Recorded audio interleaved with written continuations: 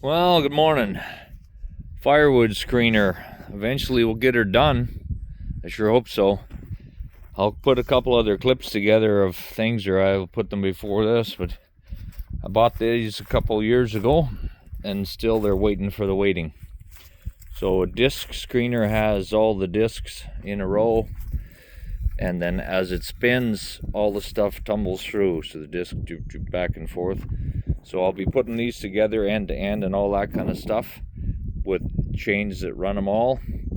And I got I was working with whether I would use these types of chains for feeding in or out or taking the dirt away from underneath, but I managed to snaffle some conveyors, because I want to have a out feed conveyor, so when it comes off of the screener, then it tumbles out and you can feed to a truck. But I think we'll need to be extending so that it's probably twice as long. But I would think these things are tough enough to handle that without too much rebuilding. Now there's two different widths. I think that one's wider there, but we'll see which one I use for the outfeed conveyor. See, this one here, I think they're probably all the same, but this one has the swivel part already, so that you can have that pinned and pulled and moved as this pinned in the machine. But they're all built the same way, so maybe I'll rob from Peter to pay Paul and build it that way. But I'm gonna have a discharge screener or discharge conveyor.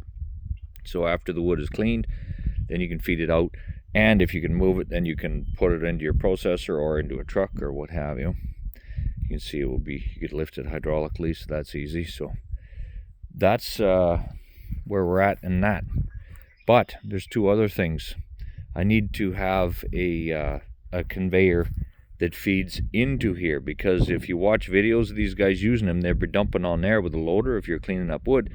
But if you're dumping on this end, if this is the end of the conveyor and your loader's this wide, you're actually dumping stuff on the end of the screener and not taking advantage of putting it onto a conveyor that tumbles and works the whole screener through. So look what I just bought. So you see this big ugly machine? This is a silage feed wagon. I think I need this like a hole in the head, and then I saw it and I'm like, wait a second, I could use this. So this is a 2-foot wide conveyor. It's 8 feet long. I can, besides doing other things I'll just show you, I can take this conveyor right out from underneath this when I cut the box off. So I'm going to cut the box off. I'm going to strip all these guards and stuff off so you can see exactly what I'm doing. But I'm going to take this screener, or sorry, this conveyor, where's the lighting is wrong. I'm going to take this conveyor so that I'm dumping wood onto the conveyor, and then it feeds it directly onto the screener. And it's already built. So that's a good thing. So now I got all the components except for the ambition. But what the heck am I going to do with this?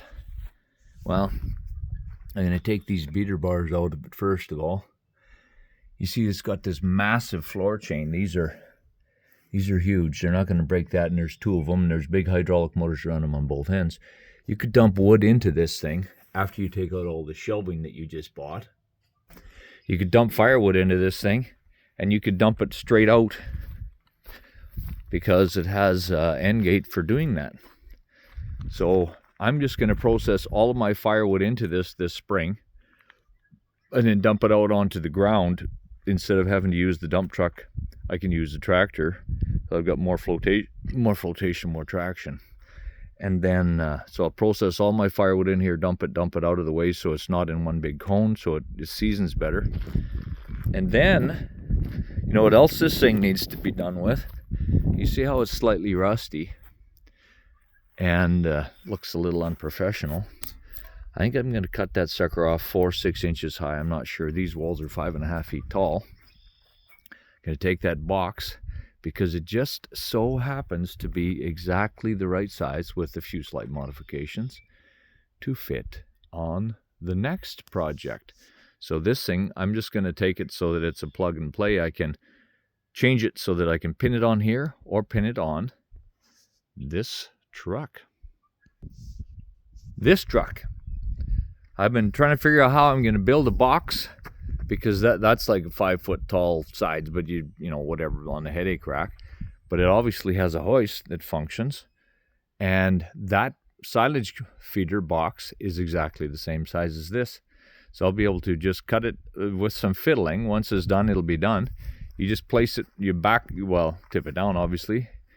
I'll just hang up some power poles so the box is just hanging, and then just back the truck underneath it and set it on, and then pin her down in in the stake pockets.